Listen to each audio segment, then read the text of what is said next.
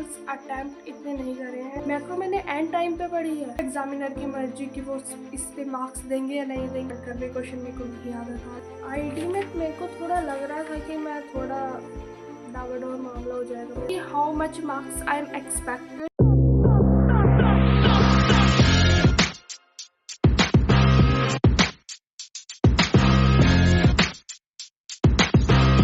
Hi everyone, welcome back to my channel. So today I'm gonna share my economics board exam review with you all. So was the paper easy? भाई बिल्कुल नहीं, paper easy नहीं था, lengthy तो होता ही है, moderate कह सकते हैं, लेकिन थोड़ा ट्रिकी तो था ही। मेरे पास सेट बनाया था और मुझे लगता है कि ये नंबर 1 जो है वो मेरा पीछा नहीं छोड़ने वाला है, क्योंकि मैंने तुमको बताया था पिछली वीडियो में भी कि मेरे को इंग्लिश में भी सेट 1 मिला है और मेरे को इकोनॉमिक्स में भी सेट 1 ही मिला था। भाई this is my paper and मैंने तुमको बताया मेरे को सेट 1 मिला था और मैंने मैक्रो इकोनॉमिक्स से स्टार्टिंग करी थी एंड उसमें मेरा एमसीक्यू में थोड़ा एमसीक्यू ट्रिकी थे थोड़े, स्पेशली असर्शन रीजन वाले। एंड मैंने मैक्रो इकोनॉमिक्स के बाद इंडियन करा था। पेपर मेरा ऑलमोस्ट 2.5 घंटे में हो गया था। उसके बाद मेरे पास अच्छा खासा टाइम था कि मैं अंडरलाइनिंग एंड ऑल कर सकती नहीं थी, मैंने की भी है। एंड एक और चीज़ कि मेरे को वो देखो, तो मैं पेपर दे के घर आई हूँ एंड मैंने पेपर घर आके चेक नहीं करा है, स्पेशली एक क्वेश्चन को लेके, जिसमें मेरे को थोड़ा ये था कि मेरे को जानना है कि मैंने ये चीज़ सही लिखी भी है या नहीं। एक मेरे इसमें इंडियन इको में क्वेश्चन है, in the post independence era India adopted a protective tariff policy वाला।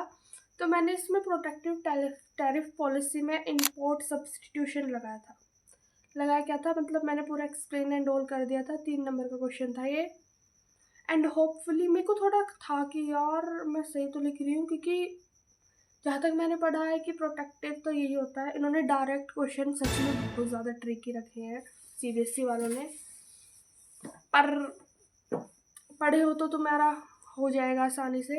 एंड इसमें मैंने घर आके चेक करा था कि मतलब इसमें मैंने सही लिखा भी है या फिर नहीं।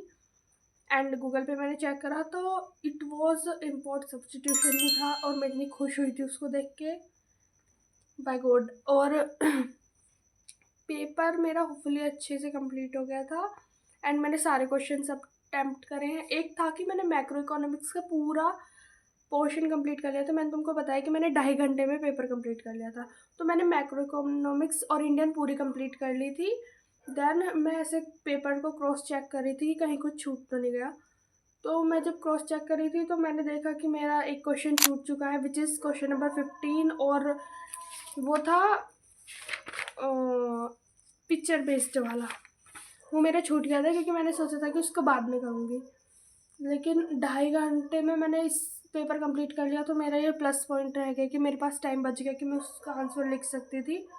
तो ऐसे बहुत से क्वेश्चंस मैंने छोड़ दिए थे कि अभी इनमें दिमाग ख़राब नहीं करना, क्योंकि अगर इनको करने बैठी तो मैं लिटरली डीमोटिवेट हो जाऊंगी और मेरा कॉन्फिडेंस तो गया वहीं। फिर तो हो गया पेपर का नाश।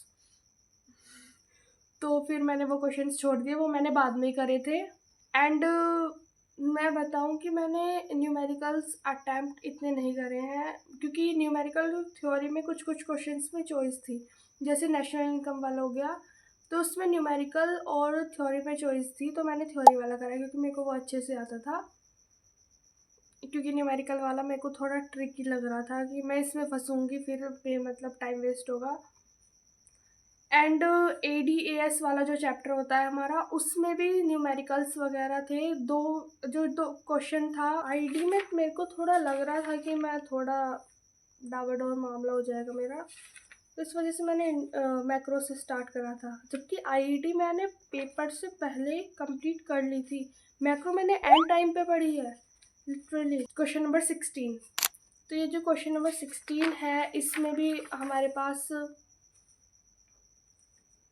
एक थ्योरी वाला है, एक न्यूमेरिकल वाला है। मैंने थ्योरी वाला अटेम्प्ट करा है, जिसमें हमें explain the reason behind this positive slope of aggregate demand curve. Question मेरे को नहीं आता था, लेकिन ऐसा नहीं कि मैंने क्वेश्चन छोड़ा है, मैंने क्वेश्चन नहीं छोड़ा है। मेरे को ये पता था कि एग्रीगेट डिमांड कर्व कैसे बनता है, मैं वो बना के आई हूँ।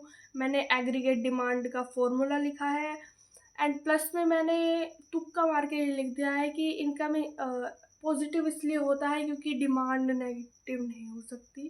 पता नहीं ये सही है या गलत। मैंने इसमें लिखा है कि जैसे जैसे इंसान की इनकम बढ़ती है तो उसका कंजप्शन भी बढ़ता है, इस वजह से वो पॉजिटिव स्लोप होता है। बाकी पता नहीं, वो एग्जामिनर की मर्जी कि वो इस पे मार्क्स देंगे या नहीं देंगे। बाकी ये 3 नंबर का है, मैंने प्रॉपर फॉर्मूला तो लिखा है और एक और मैंने डायग्राम बनाया है, तो 3 में से 1 मार्क्स तो आ ही जाएगा। एंड या द मेन पॉइंट कि how much marks I am expected. तो मैं ये नहीं कह रही कि मैंने पेपर इतना अच्छा करा है तो मैं आसानी से 70 प्लस या 75 plus marks out of 80 score कर लूँगी, भाई नहीं। मैं क्योंकि इट डिपेंड्स ऑन एग्जामिनर कि वो तुमको किस हिसाब से मार्क्स दे रहा है। तो मैंने ना अपना 110% दिया है, जितना मेरे से हो सकता था मैंने उतने पॉइंट्स को क्लियरली लिखा है, हर चीज़ों को अंडरलाइन करा है की पॉइंट्स को। And I literally give my 110% और let's hope for the best. And at last paper was not easy. ऐसा बिल्कुल मत सोचना कि बहुत ईजी पेपर आया था। अगर तुम 11th में हो तो मेरी गाइड है कि तुम स्टार्टिंग से ही इको बीएसटी और अकाउंट्स को लेके चल। अकाउंट्स तो मैं देखो लेके चलनी है, तुम कुछ करो मत करो, मेरे को लगता है मुझे इस टॉपिक पे अलग से वीडियो बनानी चाहिए, तो मैं जल्दी इस टॉपिक पे वीडियो डालूंगी। खैर इस टॉपिक को उसी वीडियो में छेड़ेंगे।